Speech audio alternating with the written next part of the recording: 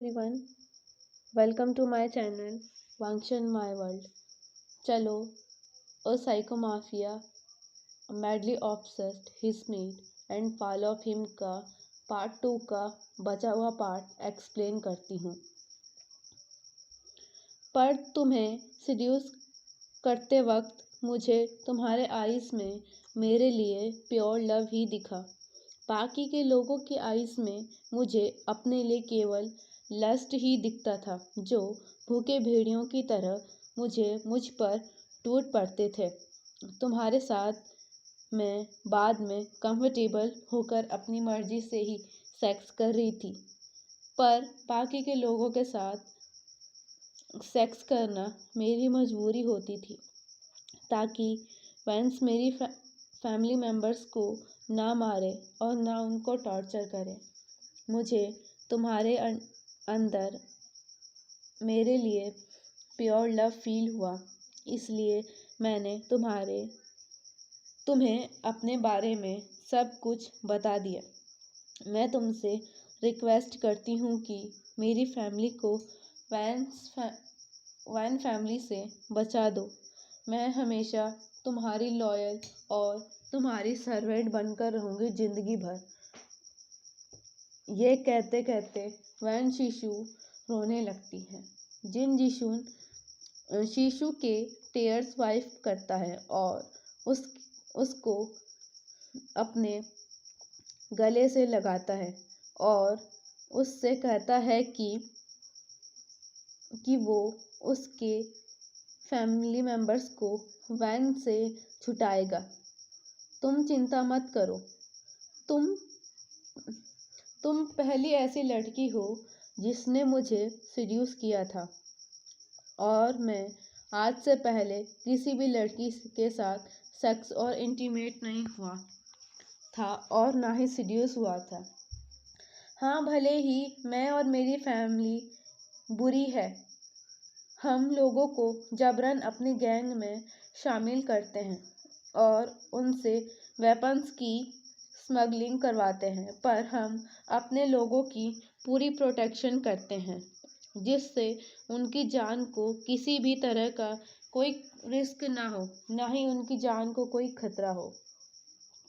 हम किसी भी लेडी, गर्ल या ओल्ड वुमेन को बुरी नज़र से नहीं देखते हैं।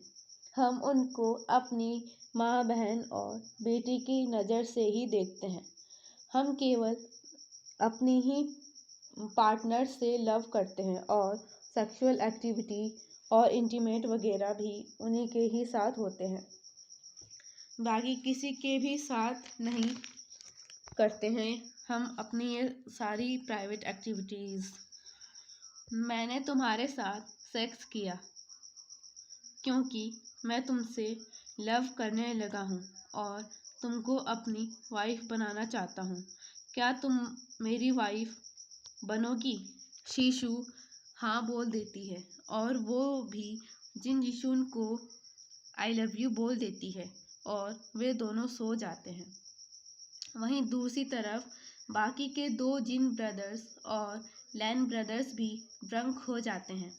वे चारों लैन होम चले जाते हैं। जाने से पहले वे चारों जिन जिशुन को भी अपने साथ चलने को कहते हैं, पर जिशुन मना कर देता है क्योंकि वो इस समय शीशु के साथ सोया हुआ होता है।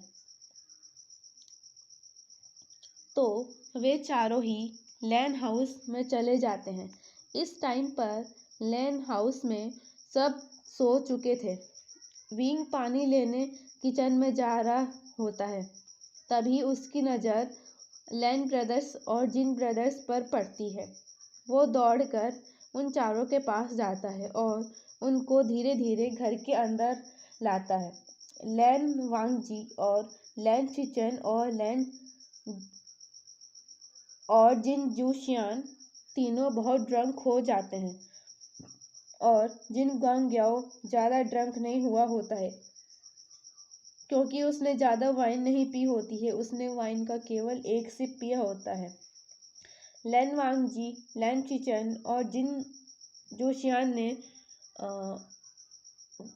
वाइन के 2-3 गिलास पिए होते हैं। जिन ग्वांग्याओ का नशा अब उतरने लगता है। वांग जी को विंग उसके रूम में, लैन चेचेन को जिन ग्वांग्याओ उसके रूम में और जिन जूशियान को यानली उसके रूम में लेकर जाती है, क्योंकि विंग ने यानली को चुपके से बुला लिया होता है और उसको सब कुछ बता दिया होता है कि लैन ब्रदर्स और जिन ब्रदर्स ड्रंक होके आए हैं वैन पार्टी से। विंग वांग जी की टेक केयर कर रहा होता है। मैंग याओ यानी जिन ग्वांग्याओ लैन शिचन की टेक केयर कर रहा होता है और यानली जिन जूशियान की टेक केयर कर रही होती है। मैं अपनी स्टोरी को यहीं पर फिनिश करती हूँ। अगर आपको मेरी स्टोरी पसंद आए तो मेरे वीडियो को लाइक और चैनल वांगशन माय वर्ल्ड को सब्सक्राइब कर देना। And good night to all of you.